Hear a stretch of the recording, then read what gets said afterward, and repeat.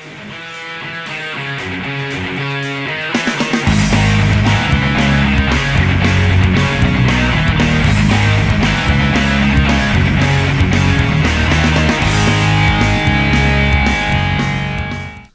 back to the channel, guys. I'm Alex, and this is my Slash two-wheel drive.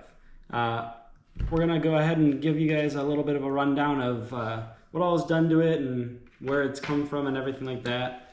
This will be a part of our build breakdown series we're going through. And so yeah, this is my first real RC car. I got it 15 or 16 years ago as a Rustler.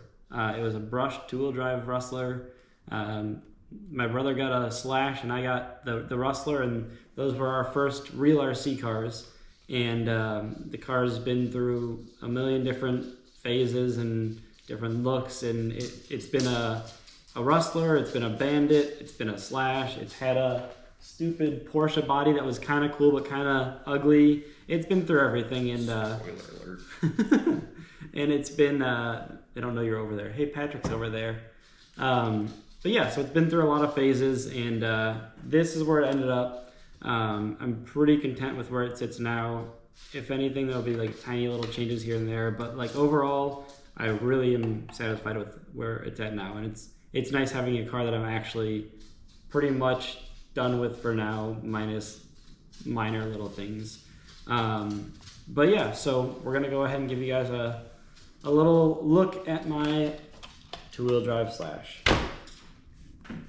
All right, so first and most obvious, the body. This is a stock BL2S two-wheel drive Slash body. When they came out, I saw it and I was like, yep, that's the one. I was looking for a green body, and I just really love how this looks. It's got a nice like gunmetal gray accent on it, and it just looked really sharp, and I was pretty happy with that one. So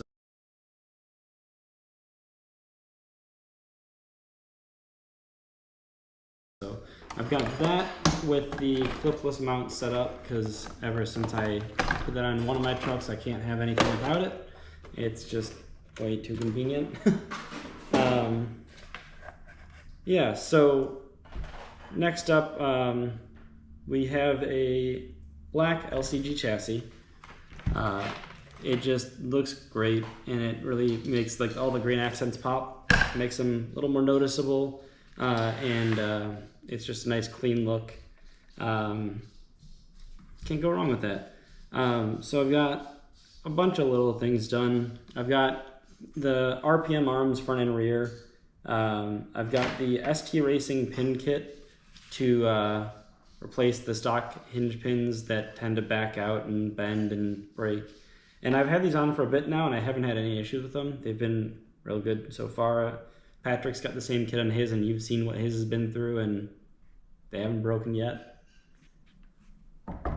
I've got the Slash light kit, front and rear, obviously. Just a nice little touch. I love the light kits. They just look sharp. I'm running the GTR shocks with green bodies. I'm running 40 weight rear, 30 weight front right now with VG Racing springs. Pretty happy with how that setup works for, you know, we don't get to go to the tracks often, so this is kind of just set up for, you know, BMX pump track driving and baseball diamond type stuff. It's not, you know, super finely tuned, but it's set up nice enough that I can enjoy it.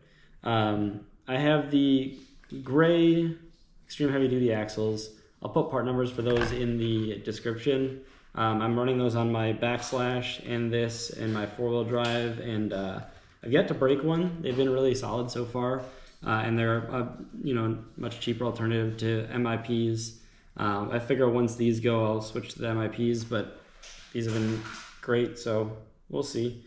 I'm running the aluminum rear knuckles, the aluminum links, aluminum caster blocks, aluminum bell crank, just, you know, all that stuff to kind of get the suspension nice and tight where I want it, but keeping aluminum away from arms and stuff so I don't have unnecessary parts getting broken from, you know, a minor collision.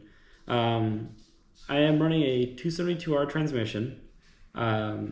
With stock gearing, I haven't really had a need to change the gearing up yet. I did get rid of the mounting plate system that they use with the 272R. I had a bunch of spurs stripping out with that and just ended up getting the plate that allows you to set your own mesh manually, and since then I haven't had any spur issues.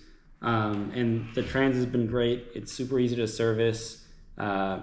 It's been stout, no strip gears or anything, you know, that kind of stuff. I'm running 200 weight rear diff oil right now. Seems to work fine. It's a little more locked up, so I get a little more oversteer versus understeer. That's just the way I would like the car to drive, and it works great.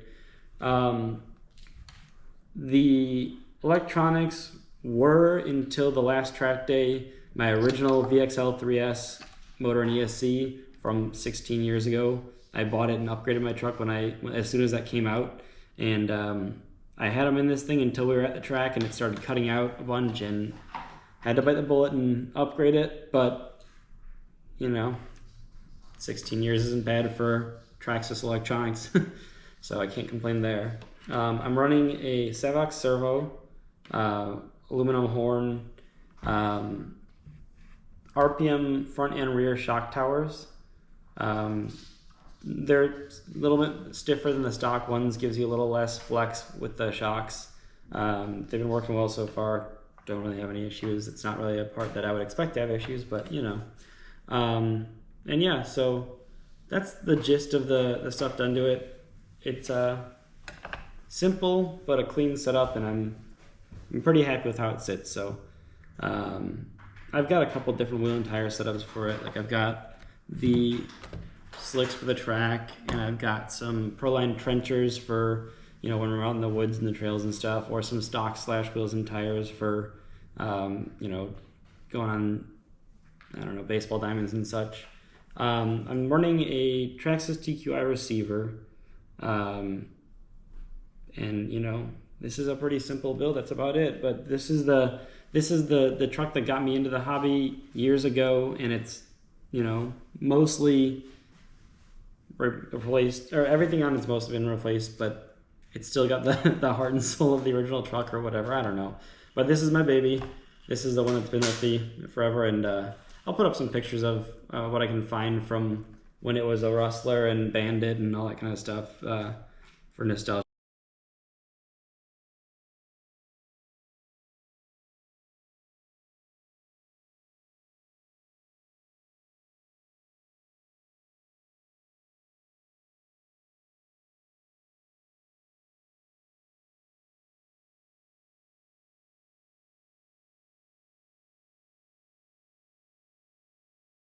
reasons. But yeah, so that's that. I'll put some part numbers for the build list I have, and most of the stuff is from Traxxas. There's not a ton of stuff that's aftermarket. Like I've got the RPM towers and the RPM arms, and ST Racing pin kit. But I mean, in the servo. But you get the point. Most of it's Traxxas stuff you can get from their catalog, and yeah. So that's that. That's my two-wheel drive slash, and I hope you enjoy.